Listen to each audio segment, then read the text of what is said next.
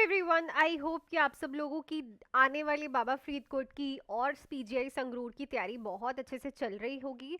देखो, अगर आप लोग अभी भी फ्री बैठे हो तो बेटू नहीं बैठो, बिकॉज अब वैकेंसीज ही वैकेंसीज है। मैंने कल ही वीडियो डाली थी, ठीक है। तो 42 क्वेश्चंस आपको मैं करवा चुकी हूँ, 43 क्वेश्चन आज हम करेंगे। उससे पहले हम ये क्वेश्चन डिस्कस कर ले जो लास्ट टाइम मैंने आपसे पूछा था। तो क्वेश्चन था, the first nursing action when a patient report chest pain is to. तो पहला नर्सिंग एक्शन क्या रहता है जब एक पेशेंट रिपोर्ट करता है कि उसे चेस्ट पेन है? सबसे पहले तो location, duration and nature of pain देखो। इसी से आप पता करा पाओगे कि कहीं पेशेंट को एंजाइटी की वजह से तो नहीं हो रही, कहीं पेशेंट को एंजाइना तो नहीं है, ठीक है, या फिर कहीं पेशेंट को एमआई की पेन तो नहीं है। तो ये सारी चीजें आप तभी जो है प्रॉपरली असेस कर पाओगे जब आपको जो है location, duration and nature of pain के बारे में पता चलेगा। तो अगर कोई चेस्ट पेन के साथ आ रहा है तो ये तीनों चीजें आपको चेक करनी है। नेक्स्ट है, community diagnosis is based primarily on. तो जो कम्युनिटी में डायग्नोसिस बनते हैं वो किस चीज पे बनते हैं? हॉस्पिटल रिकॉर्ड्स पे, सर्वे and assessment data, laboratory finding, doctor report. So it's a survey and assessment data, ठीक है ना। जो सर्वे किया जाता है, जो असेसमेंट की जाती है, उसी के बेसिस पे ही डायग्नोसिस क्रिएट किए जाते हैं कम्युनिटी में, क्योंकि कम्युनिटी एरियाज में घर घर सर्वे होते हैं, ठीक है। उसी के साथ आप केसेस निकालते हो, कौन सा केस है, न्यू केस कौन सा है, प्रीवियस केस कौन से हैं, हिडन केस कौन से हैं, ठीक है। So survey and assessment data. Next है, the lithium toxicity is most likely when. तो लिथियम टॉक्सिसिटी कब होती है? Sodium intake is decrease, fluid intake is increase, patient is on antibiotic therapy, potassium levels is high.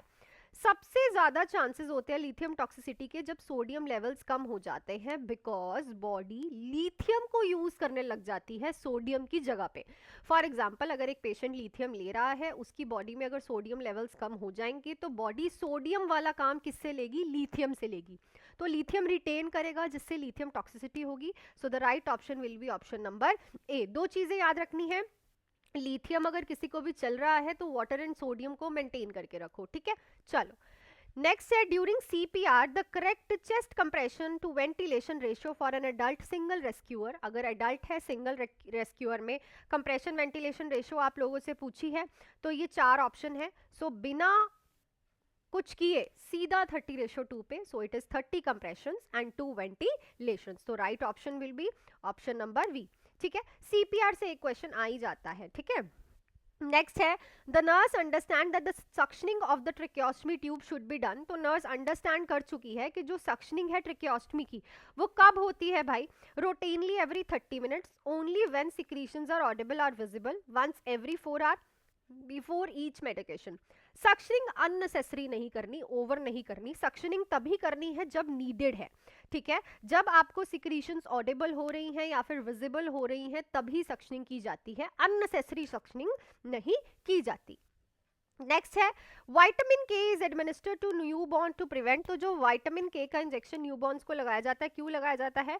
Respiratory distress, haemorrhagic disease, jaundice या फिर hypoglycaemia. So obviously haemorrhagic disease के लिए लगाते हैं, बिकॉज ये प्रिवेंट करता है ब्लीडिंग, क्लॉटिंग, सब चीज़ों से, ठीक है। क्योंकि अभी जो है विटामिन के बच्चे में बना नहीं होता, सो दैट उससे पहले ही हम डोज लगा देते हैं, उसके बाद कुछ टाइम बाद उसकी बॉडी खुद से प्रोडक्शन करने लग जाती है विटामिन के की। नेक्स्ट क्वेश्चन पे चलते हैं। उससे पहले दिवाली ऑफर्स आज के लिए भाई, पंजाब का ट्रेंडिंग इंस्टीट्यूट बना दिया है आपने नर्सिंग एग्जाम कंटेंट को। सो 3 मंथ्स का बैच ओनली इन 1799, 6 मंथ्स का बैच ओनली इन 2899। और अगर आज specially on the occasion of Dhanteras पे आप 6 मंथ्स का बैच ज्वाइन करते हो तो आपको ओनली 2799 में ये बैच जो है आपको मिलेगा, ठीक है। 100 रुपीज और ऑफ है इन द 6 मंथ्स बैच, अगर आप स्पेशली आज धनतेरस के ऑफर पे ये करते हो। आज के लिए ही है ये ऑफर, तो अगर कोई भी बच्चा 6 मंथ्स का बैच लेना चाहता तो फटाफट से अभी ले लो। नंबर आप लोगों के पास है। Live and recorded full theory, MCQ classes, doubt classes, Punjabi classes and test series आपको इसमें मिलने वाली है। आपको मैंने कल बता दिया है 250 प्लस BFUHS की और 1000 अभी अभी इन्होंने अनाउंस की है वैकेंसी। तो ये वैकेंसी सारी आपके सामने दिसंबर, जनवरी, फरवरी में खड़ी हैं अगले वाले 6 महीनों में। तो फटाफट से आप जुड़ सकते हो मेरे साथ 6 मंथ्स के बैच के साथ, प्लस 3 मंथ्स का बैच भी आप बाय कर सकते हो। दोनों ही बैचेस फुल थ्योरी हैं। नेक्स्ट पे चलते हैं। Romberg test is use to assess. Romberg test किस लिए किया जाता है? मसल पावर के लिए, बैलेंस एंड कोऑर्डिनेशन के लिए, क्रेनियल नर्व फंक्शनिंग के लिए, विजन के लिए, सो बैलेंस एंड कोऑर्डिनेशन के लिए हम रॉम्बर्ग्स टेस्ट करते हैं मोस्टली। इनर ईयर और मिडल ईयर में जब कोई प्रॉब्लम होती है तो हम रॉम्बर्ग्स टेस्ट जो है परफॉर्म करते हैं। क्लियर? चलो नेक्स्ट है the patient with chronic renal failure is at higher risk for, तो क्रॉनिक रीनल फेलियर वाला किस रिस्क पे होता है? Hypokalaemia, hyperkalaemia, hypocalcaemia, both B and C.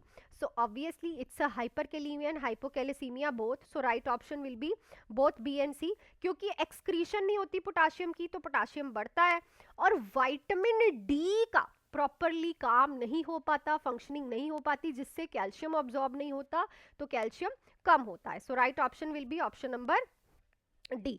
Next है a nurse teaches a patient taking isoniazid to include which vitamin in the diet. Isoniazid ले रहा है, टीबी की ड्रग है, कि कौन सा विटामिन इस ड्रग के साथ उसे लेना है? Vitamin A, vitamin B6, vitamin B12, vitamin K. So it's a pyridoxine because it helps the absorption, ये ऑब्जॉर्प्शन में हेल्प करेगा और पेशेंट को इसकी डेफिशिएंसी नहीं होनी चाहिए अगर वो ये ड्रग ले रहा है। नेक्स्ट है deep breathing exercises are most important for patient. So कौन से पेशेंट्स में डीप ब्रीदिंग एक्सरसाइज इंपॉर्टेंट है?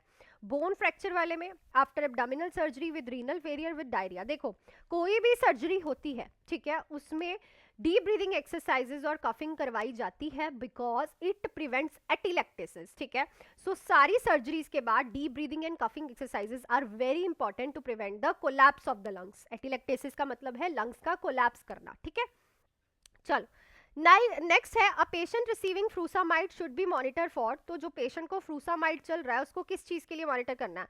हाइपरकिलीमिया, हाइपोकिलीमिया, हाइपोनेट्रीमिया, बोथ बी एंड सी। तो लिखो भाई, कमेंट सेक्शन में लिखो इसका आंसर क्या रहेगा। कि अगर किसी को लूप डायूरेटिक चल रहा है, लूप ऑफ हेनले पे ये काम करती है, तो आप उसको किस चीज के लिए मॉनिटर करोगे? तो आई थिंक आज भी सारे क्वेश्चंस आपने बहुत अच्छे से कर लिए। हम डिफिकल्ट से लेके इजी तक हर एक क्वेश्चन यहाँ पे करेंगे।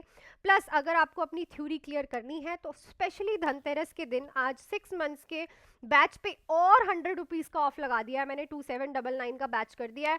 और 3 मंथ्स का बैच तो एज इट इज़ आपको 1800 रुपीज़, ओनली 1800 रुपीज़ में 3 महीने आप मेरे साथ थ्योरी MCQ सब करने वाले हो। नंबर आप लोगों के पास है, इस नंबर पे कॉल या फिर मैसेज करके। आने वाली 1000+ वैकेंसीज है पंजाब की, अब आपको देखना है कि आपको तैयारी कैसे करनी है। ठीक है, सो मिलती हूँ आपको कल एक नए क्वेश्चंस की वीडियोस के साथ। Till then do hard work, make your parents proud and all the best.